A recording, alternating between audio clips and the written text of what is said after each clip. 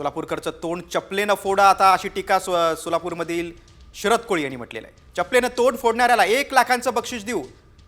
ठाकरे गट आक्रमक झालेला आहे. राहुल सोलापूरकर यांच्या विरोधात कोळी यांनी 1 लाखाचं बक्षीस जाहीर केलंय. जो चपलेनं सोलापूरकरांचं तोंड फोडेल त्याला 1 लाख रुपये देऊ, अशी जाहीर घोषणाच केलेली आहे. कुत्र्याच्या गळ्यात ज्याप्रमाणे पट्टा बांधला जातो तसा या मस्तिवान जातीवादी राहुल सोलापूरकर यांच्या गळ्यात भाजपचा पट्टा घातल्यामुळं या जातीवादी राहुल सोलापूरलाच्या किडा वळवळ करायला लागला आहे. एवढी काय राहुल सोलापूरकर तुला मस्ती आली? अरे तुला लाज वाटत नाही का? तुझ्या सगळ्या डोक्याची केस गेली तरी तुला अक्कल आली नाही अजून. अरे तू सरळ सरळ या महाराष्ट्राचं दैवत छत्रपती शिवाजी महाराज असतील, डॉक्टर बाबासाहेब आंबेडकर असतील, यांच्यावर तू एकेरी भाषेत बोलून तू अवमान करत आहे, महाराष्ट्राच्या जनतेचा अपमान करत आहे.